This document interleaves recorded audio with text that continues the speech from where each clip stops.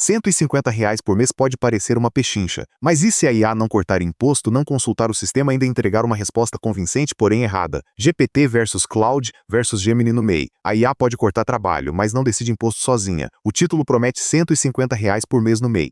Mas o teste precisa provar uma coisa: esse valor compra automação real ou apenas uma resposta bonita na tela? E existe uma regra neste vídeo. Não vou inventar percentual de acerto, tempo de processamento ou economia. O material disponível não traz um benchmark publicado com consultas idênticas rodadas nas 3 ferramentas. Então vamos separar o que a IA consegue fazer do que ainda exige conferência contábil. O caso é um MEI dentro do Simples Nacional. A pergunta prática é direta. A IA consegue organizar obrigações, localizar regras, conferir prazos e sinalizar riscos sem transformar uma tarefa operacional em um problema fiscal? Para testar isso, eu dividiria o trabalho em 5 consultas. Primeira, localizar a obrigação mensal aplicável. Segunda, verificar o prazo.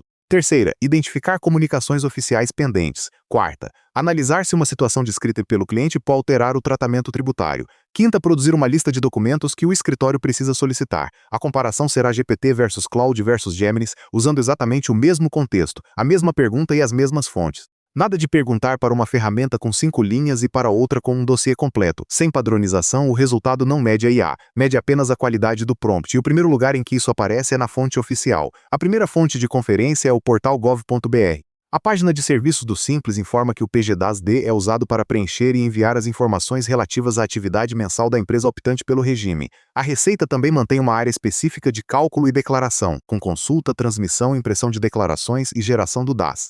A IA pode transformar essa documentação em uma checklist, pode responder quais dados preciso separar antes de acessar o sistema, pode organizar receita bruta, atividade exercida, período de apuração e comprovantes. Também pode explicar a diferença entre uma instrução oficial e uma interpretação encontrada em um blog. Mas a pergunta decisiva é outra: a resposta veio da fonte correta? Se o MEI pergunta sobre uma obrigação, a ferramenta não deve responder apenas com base em memória. O modelo precisa apontar a página oficial, a data de consulta e o trecho que sustenta a orientação. Sem isso, o escritório recebe texto, não recebe rastreabilidade. E sem rastreabilidade, qualquer resposta pode virar retrabalho. Agora entra o primeiro teste de tempo. O processo manual começa com a abertura do portal gov.br, pesquisa da página correta, leitura da orientação, registro do prazo e montagem da resposta para o cliente. A IA acelera principalmente a leitura e a organização. Ela não substitui o acesso ao ICAC, não autentica o responsável e não transmite uma declaração por conta própria. A fonte oficial sobre a ação fiscal do Simples orienta o contribuinte a acessar o ICAC para consultar informações relativas às ações fiscais realizadas sobre a empresa. A IA pode explicar o caminho e criar uma lista de verificação, mas não pode confirmar que não existe ação fiscal sem que alguém consulte o ambiente oficial. Essa distinção muda o cálculo do trabalho. O tempo economizado está na preparação, não na validação final. Se uma ferramenta entrega um checklist em segundos, isso é produtividade. Se afirma que uma pendência não existe sem consultar o ECAC, isso é risco. E o próximo teste coloca esse risco dentro de uma caixa de entrada oficial. No segundo teste, eu entregaria às 3 IAs uma pergunta sobre o domicílio tributário eletrônico do Simples Nacional e do MEI, o DTE. A página do gov.br informa que o serviço permite ao MEI consultar comunicações eletrônicas enviadas pela Receita Federal, listados e por outros órgãos envolvidos. A tarefa da IA seria responder em 3 campos: o que é o DTE, onde consultar e qual ação humana permanece necessária. A resposta correta precisa terminar na consulta oficial. Dizer apenas verifique suas mensagens é incompleto. Declarar ausência de notificações sem acesso ao sistema está errado na própria premissa. Aqui surge o ponto de falha de qualquer benchmark tributário. Fluência não é precisão. GPT, Claude e Gemini podem escrever respostas convincentes. O teste real precisa marcar cada resposta como aprovada, incompleta ou perigosa. Não basta contar palavras, medir velocidade ou escolher o texto mais agradável. E atenção ao tema do sublimite. A Receita informa, para 2026, o sublimite de R$ 3.600.000 aplicável a estabelecimentos localizados em todos os estados e no Distrito Federal. Esse dado aparece no material pesquisado, mas não deve ser colado automaticamente em qualquer atendimento de MEI. O modelo precisa reconhecer que uma regra para o regime do Simples e um limite específico do MEI não são a mesma pergunta. O mesmo cuidado vale para a receita bruta. O material consultado apresenta em fonte secundária referências diferentes para limites e enquadramentos. Há uma página de Goiás informando o faturamento anual máximo de R$ 4.800.000 para enquadramento no Simples Nacional, enquanto outra página secundária menciona valores atribuídos ao MEI em 2026. Quando as categorias são diferentes, comparar números sem explicar o enquadramento produz uma orientação perigosa. É aqui que a IA deve parar. Pedir contexto, atividade, natureza da operação, período, estado e situação cadastral. A melhor resposta nem sempre é um número. Às vezes é uma pergunta de controle, mas o risco aumenta quando a regra muda de ano. No meio do fluxo entra a reforma tributária. A Receita Federal informou que a Resolução CGSN número 190 produz efeitos, em regra, a partir de 1º de janeiro de 2027. Também foi divulgado que o contribuinte que quiser ingressar no Simples Nacional em janeiro de 2027 deverá fazer a solicitação entre 1º e 30 de setembro de 2026. Uma IA pode criar um calendário para o escritório, separar regra atual de mudança futura e gerar mensagens para clientes. O risco aparece quando ela mistura a regra de 2026 com a preparação para 2027. O calendário gerado pela IA precisa ter fonte, data e responsável pela revisão. Sem esses 3 pontos, o calendário pode parecer pronto e ainda estar errado. Benchmarks de IA contábil toda semana. Inscreva-se para não tomar decisão de ferramenta no escuro. Agora um teste adicional. Peça às 3 ferramentas uma resposta sobre a NFSI nacional. O material pesquisado informa que a obrigatoriedade do emissor nacional para empresas do Simples foi adiada para 1º de novembro de 2026, segundo a FENACON.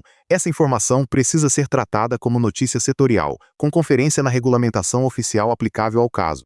A IA não pode converter uma notícia em ordem geral para todo mês sem verificar município, atividade e período. O que cada modelo deve entregar? Uma tabela com 4 colunas: fonte, obrigação, prazo e confirmação humana. Se o texto não apresentar fonte, volta para a revisão. Se misturar MEI, microempresa e empresa do Simples sem identificar a categoria, volta para a revisão. Se trouxer uma alíquota, um limite ou um cálculo sem base no contexto fornecido, volta para a revisão. Também existe um teste de cálculo. O fator R aparece nas fontes consultadas como uma relação entre massa salarial acumulada e receita bruta acumulada. Esse assunto pode ser relevante para determinadas atividades do Simples, mas não deve ser automaticamente aplicado ao MEI apenas porque a expressão apareceu no prompt. A IA precisa reconhecer o escopo da pergunta e declarar quando o cálculo não se aplica ao caso informado. É aqui que a comparação GPT-Claude Gemini precisa ser conduzida.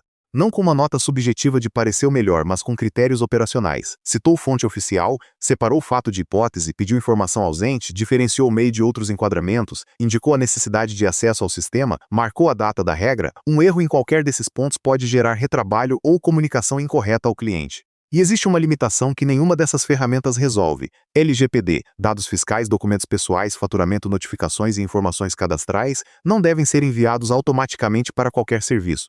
O escritório precisa definir quais dados podem entrar no prompt, quais devem ser anonimizados, quem tem acesso, onde o histórico fica armazenado e como a saída será revisada. Um fluxo mais seguro começa com dados mínimos. Em vez de colar um documento inteiro, substitua nome, CNPJ, endereço e valores que não sejam necessários para a pergunta. Descreva o cenário com identificadores fictícios. Use a IA para classificar, resumir e montar perguntas. A confirmação deve ocorrer no portal gov.br, no ECAC, no sistema do Simples ou na fonte normativa correspondente. O modelo ideal para o escritório pode ser diferente em cada etapa.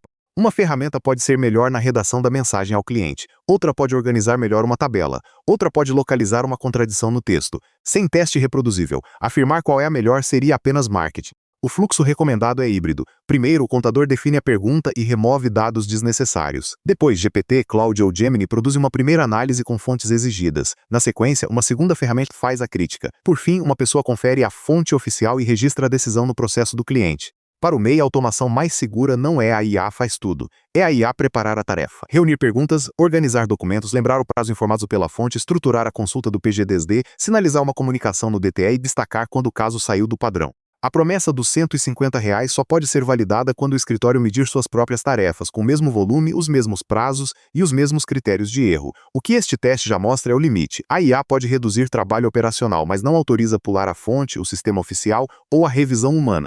No próximo benchmark, a pergunta fica mais difícil. Qual modelo identifica primeiro uma inconsistência entre receita bruta, atividade declarada e documento fiscal, sem inventar uma resposta para preencher o silêncio?